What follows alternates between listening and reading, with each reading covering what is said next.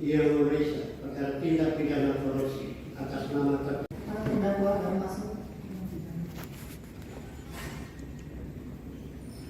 Pengadilan Tindak Pidana Korupsi atau Tipikor Jakarta akhirnya menjatuhkan vonis 15 tahun terhadap Budi Said, pengusaha yang dikenal sebagai Crazy Rich asal Surabaya, terkait perkara jual beli emas logam mulia atau LM Antam tahun 2018-2022 lalu. Dalam sidang yang berlangsung di Ruang Kusuma Atmaja Pengadilan Tipikor Jakarta pada Jumat 27 Desember 2024, Hakim Ketua Tony Irfan menyatakan Budi Said terbukti bersalah atas seluruh dakwaan yang diajukan jaksa terkait dugaan korupsi dan pencucian uang.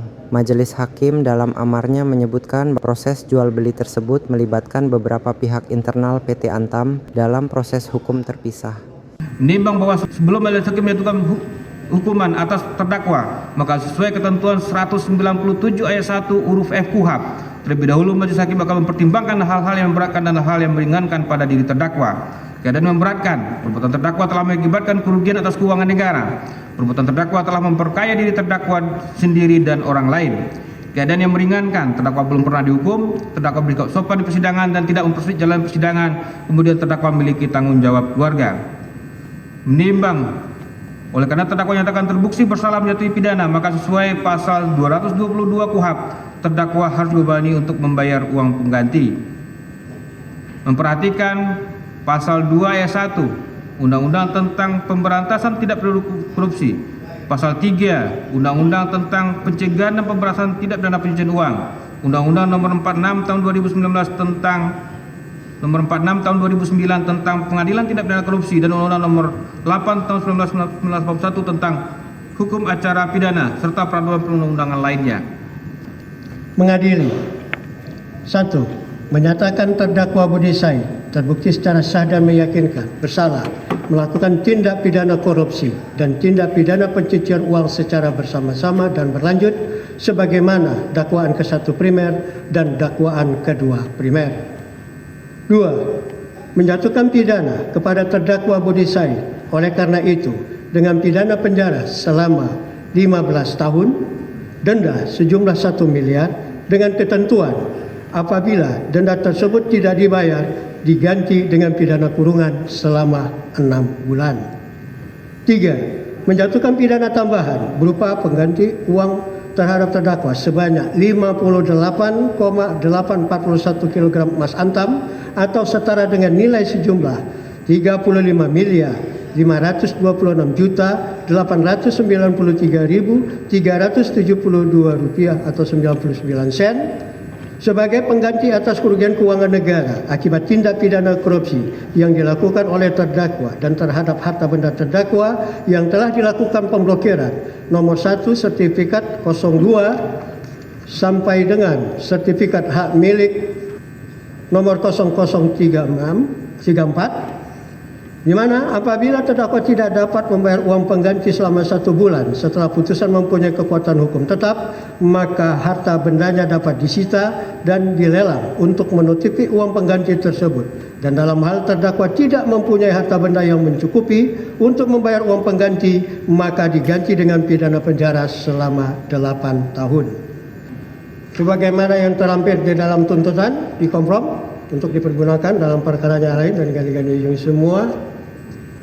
Dan 7. Menghukum terdakwa untuk membayar biaya perkara sebesar Rp5.000.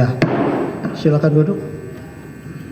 Demikianlah diputuskan dalam rapat permusyawaratan Majelis Hakim Pengadilan Tindak Pidana Korupsi pada Pengadilan Negeri Jakarta Pusat pada hari Jumat tanggal 27 Desember 2024 oleh kami Tony Irfan selaku Hakim Ketua, Teguh Santoso, Purwanto, Mardiantos dan Alvis masing-masing selaku hakim anggota. Putusan mana yang diucapkan pada hari dan tanggal itu juga dalam persidangan yang terbuka untuk umum oleh majelis tersebut dengan dibantu oleh panitera pengganti pada Pengadilan Negeri Tindak Pidana Korupsi tersebut dengan dihadiri oleh jaksa penuntut umum dan di hadapan terdakwa dengan didampingi oleh penasihat hukumnya.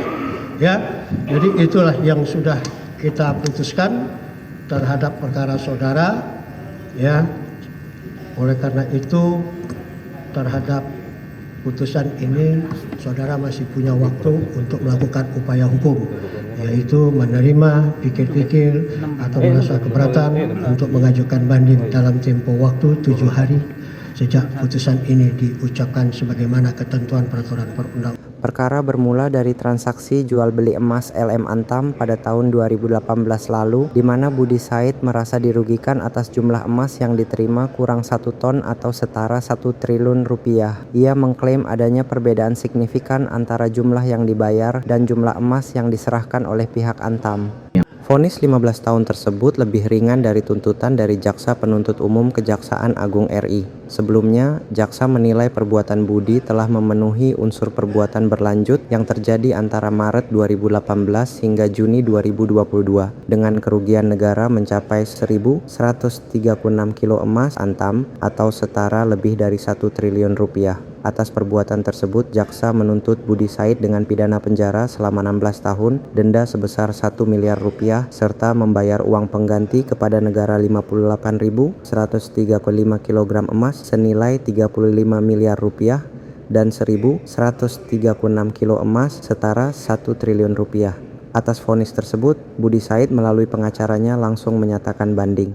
Sebelum saudara menyatakan upaya hukum, silakan saudara berkonsultasi dulu kepada penasihat hukum, upaya hukum apa yang akan saudara ambil. Silakan. Itu salah total, kami akan mengajukan upaya hukum banding. Penuntut umum pikir-pikir yang mulia. Kan banding dan penuntut umum pikir-pikir, maka putusan dalam perkara Budi Said belum mempunyai kekuatan hukum tetap. Sidang kita nyatakan selesai dan perkara Budi Said ditutup. Pak Budi, tanggapan Pak Budi, divonis 15 tahun meskipun nggak bayar yang 1 ton emas, gimana tanggapannya Pak Budi? Pak Budi gimana tanggapannya? Udah ada tanggapan. Tanggapannya gimana Pak Budi? Demikian tim liputan Pantau Sidang melaporkan untuk Anda.